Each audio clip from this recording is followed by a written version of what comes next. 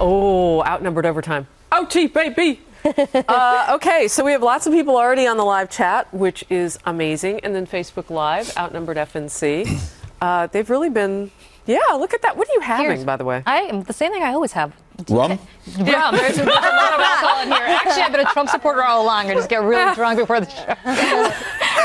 It is decaf Lipton tea with a little bit of milk in it. That's how exciting I am. I don't even drink caffeine.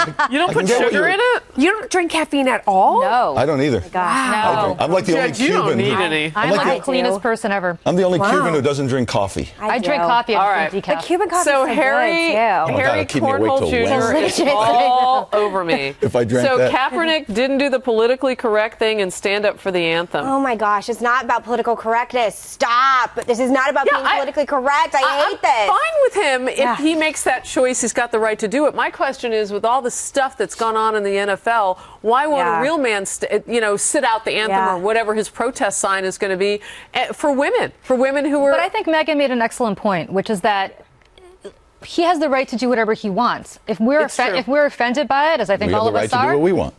Either don't go to is it 49? So 49. That's how little I know about football. I thought it was a basketball player. either don't go to his football games wherever he plays, the San Francisco 49ers. He won't be playing there much longer. Which to me kind of feels like you're penalizing the whole team, which that's a little unfair. But you know what's... Or don't buy his T-shirts or whatever he's promoting or whatever his brand is. Just leave it alone. But he's got the right to be a jerk if he wants to be a jerk. But the beauty of what you're saying is his game isn't strong right now. That's why you don't know his name. Yeah, I can tell you that for a fact. I don't know his name because I don't know anything about football. He was my fantasy football quarterback and stuck it to me. So there you go. Oh, I'm so sorry for you. That is terrible. Like you were saying, Harris, I mean, I don't pay attention to sports. I'm the first person to say it's like my weak link in conversations at cocktail parties with people I know nothing about sports. But I do know the scandals. I do know the wife beating, the drugs, the domestic violence. Yeah. I know about the main. Now I forgot his name. You have the People magazine view of sports. I have the People magazine. The bro that drank a ton and now he's being let back into football. But it was like he basically blew his career. Yeah. There's a guy named Johnny Football out there? I don't. Oh my gosh. Is that right? Yes. Okay, there you go. But that's what I mean. I have the People magazine version, but they've got a lot of PR problems within their own, like you said, within your own house. So I think it's more that I think he looks out onto the landscape of everything that's going on right now and all the crises we're having and everything that's wrong in this country, and that's what he seizes upon. I mean, that's sort of the thing. Well, it also depends on where he gets his news, because there are networks out there that if a white police officer shoots a black male, regardless if it's ultimately determined justified, they do 24-hour, 7-day-a-week coverage of it, and it makes it look like it's a rampant thing, which the numbers don't belie. The FBI numbers do not show this to be a rampant thing. In fact, I was looking at the numbers for total arrests were like 11 million arrests. Total uses of deadly force were like 400 and something, which was like 1/10,000th of 1%. Yeah. And those included whites, blacks, Hispanics, justified and unjustified, the majority of which were whites, of course, because of the population. Whites were killed by cops more than blacks and Hispanics combined. And so the small percentage that were blacks shot by police officers included all the justified shootings, somebody coming out of an armed robbery with a gun in their hand and things like that. So, but if you're a TV station that airs every shooting of a black male by a white police officer, back to back, the image that the public gets is, oh my God, this has become an epidemic. Can I ask you a question? Because you were a police officer in Florida, I believe, in the state of Florida, right? Mm-hmm. Miami. And then an attorney, and then a judge. Right. So you've seen it kind of from every side. Except defendant. I haven't seen it from that perspective. You never were the defense attorney, or you were? No, I was a litigator, but I was never a defense attorney. So what do we need to do to get things on par with where the statistics are, the realities that you're saying, and where people of color feel like what they are experiencing is reflected in the fact that they are not being killed more often than whites in custody? Although I did read that the percentage of violence happens more often with people of color. It does, yes. But not death.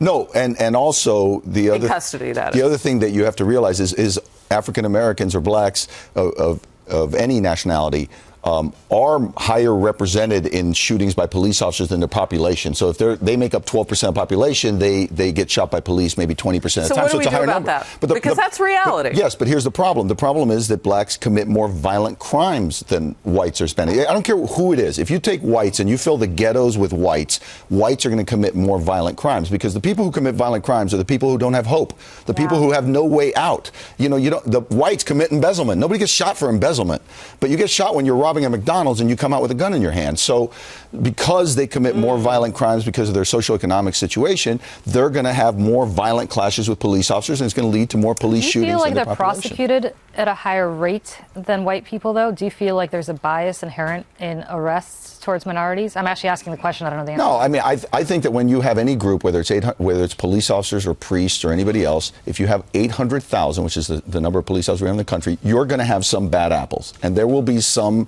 police officers who are racist, just like there will be some priests who are sexual offenders. But you don't throw out all the priests and say they're all a bunch of sexual offenders, and we do that with cops, or some of the media does that with cops. So yes, I think that there will be situations where people are treated more harshly because the police officer, either one, he's racist, or number two, there's an implied bias when you are a police officer who works in let's say in a black neighborhood, and all of the violent crimes that you deal with are with blacks. I don't care how much you try. You have to go to sensitivity training to counter your perception, which is interesting. I'm always dealing with blacks and they're always committing crimes. Well, and that's human what nature. Chief Brown said in Dallas, that he wanted to help change that narrative from within. He wanted to hire more blacks, people of color, to work on the police department. He said, look, they're paying $44,000 a year. I'll go to the city and to the municipalities, the leaders, and try to get you more money, but can you help me change the narrative from within? And also community policing. Come volunteer, come join, come be part of the solution instead of the problem. The one question I have for you is, this may sound esoteric, but last night at the Video Music Awards,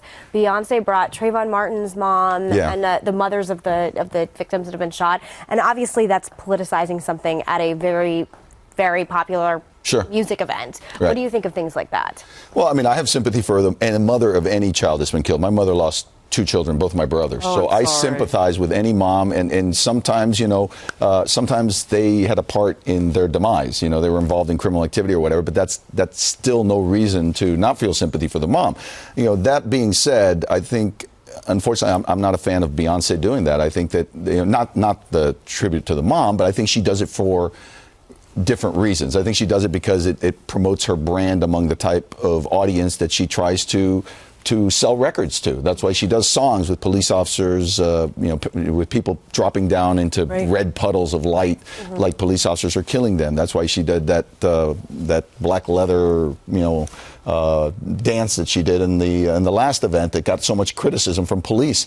At the Super Bowl, right? Yeah, I think basically she does that to sell records. She does that to promote herself and to build her brand, and I think it does a disservice to our society. I want to draw everybody's attention in case they saw Julie Roginsky get up.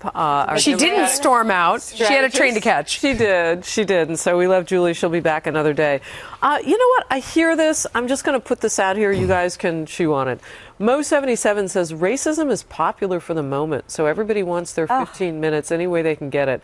I can't even take him seriously. Sad, but true. What are your thoughts on that? It's the idea that he's piling on the bandwagon. Kaepernick is just piling on what he's hearing around him, and that's a little bit of what I was saying, was that he lives San Francisco, the Bay Area is a different place to live. I mean, the rhetoric is very thick and is all around you from that perspective. So I could certainly see, in the same way that people in Hollywood seem to adopt this groupthink, and they hear it reverberates an echo chamber of these same kind of ideas back at them. I think that he lives in a community where this is the accepted thing to say and the right thing to say, and if you expressed any other kind of belief, I mean, having lived there myself for a while, you would never in a social setting express an opposing belief to that. It would just throw cold water on the whole entire party, because everybody agrees with that point of view. San Francisco? Yeah. So it's like Kaepernick, I think he's sort of just reflecting what everybody around him says all the time, and probably didn't think it was a big controversial thing, just thought he was going to get, sort of a few gold stars from people who like him, and that's that.